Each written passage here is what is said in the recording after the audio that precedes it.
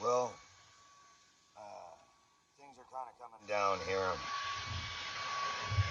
Somebody's intentionally, and let's just put it this way, they've entered houses in my little group. They've attacked us, me and my family. Luckily, I managed to put a stop to it before anybody got hurt. Right eye diamond, right? You see, the thing is about me, I'm different.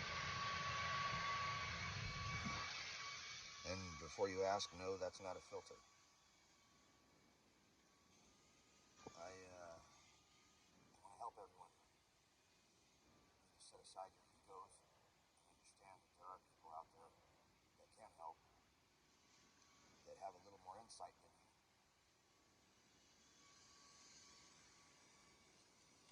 Before we're all killed off and you have no one to do anything for you except just watch each other die. I'm trying, but I only have so much I can do. Now, first things first, people need to start gathering supplies. Everything you can get a hold of, seeds, food, all of it, canned food preferably. You need to start gathering as many bullets and chemicals and things that can make weapons as you can. Everything, it doesn't matter. Books that teach you how to do things. Fuck novels and shit that inspire your brain or whatever, unless it's like old philosophy or something, I don't know. But things that will make you a more effective survivor. Find people and gather together. Run drills, run scenarios. Keep people sharp. Keep people on the lookout for things. Everything that's out of the ordinary is something that needs to be paid attention to. Because, to be honest, there are things and weapons and technologies out there that are arraigned against you that you are vastly unaware of. And this is not just in avionics and things like that, technology. This is like individual man-pack wearing kind of thing. For example, the active camouflage system. If you don't know what I'm talking about, look it up. There's been a few student servers that have come across information about it and posted it on YouTube. Weapons that are devastating. Hell, I invented a weapon that's devastating by itself. In a trailer with like 2 years it took me to make. And it makes nuclear bombs look like a joke. This is not going to be conventional. They're going to eradicate us any way they can if we allow them to. We need to grab the head of the snake and throw it down like biblically. Stomp it out, one flat foot, right? It's time, ironically, that advice coming from me. Maybe my parents were smarter than I thought. Anyway, it's time. We are at war. That or we're at genocide, cultural cleansing, whatever. But if you're gonna continue to stay quiet and not take risks, you'll be a detriment to everyone who doesn't want to die. You're being slowly and methodically murdered. So please, if you value your life, your children's life, your neighbors, anything, if you value life at all that is not the legacy of hatred and tyranny and slavery, servitude, and manipulation, stand up, get together, start working towards gathering and making yourselves a defensible force. I'm not saying to be offensive to go and attack things. What I am telling you is to prepare to defend yourselves and do so. You think something is bullshit. It is bullshit. Act accordingly.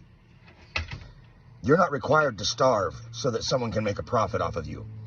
If they're making a profit and you're starving, it's not theft to take their shit. It's survival. Destroy the powers that hold sway over the starving and abused. You don't accept abuse. You don't accept murder and starvation. You don't let them sit on their pretty high pedestal up in the Emerald City while you eat and squalor and hope you don't die of disease and filth. While they have everything that you should have. I'm not a communist or a socialist, don't get me wrong. I don't believe in any specific government doctrine or ruling capacity doctrine. I guess you could call me an anarchist if you wanted to, but that's not me. That's not really what I think either. I think that everything should be allowed until the point where one person starts to victimize another, or a group starts to victimize another group, because everything is fine until it hurts someone else. That's the way I see it. And victimizing somebody, put it this way, beating someone to death with a hammer, or shooting them to death with a gun, or starving them to death is the same crime, regardless of which way you slice it. Mass murder does not have to involve weapons of mass destruction. It can just involve stealing and hoarding everything away from people so that you can play dick measuring contest with your little buddies. Intentionally causing harm to people of the world. So those people of the world, if they're allowed to use their strengths and their laws and their things against us in order to starve us and put us in this torture lock, then we're allowed to use our strength to take it back, which is numbers. Raw strength. And they use their deterrents like killing us in droves, whatever. We can get those weapons. It only takes a little bit of luck to strip someone of a fucking assault rifle and kill them with it. The fear of dying is one thing. That's understandable. It's self-preservation instinct. But who knows? You might get lucky.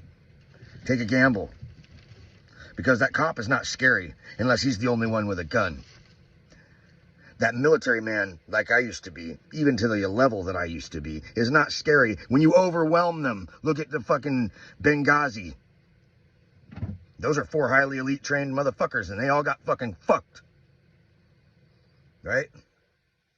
So don't make a fucking elite soldier into a Superman. We're all still killable. Remember that.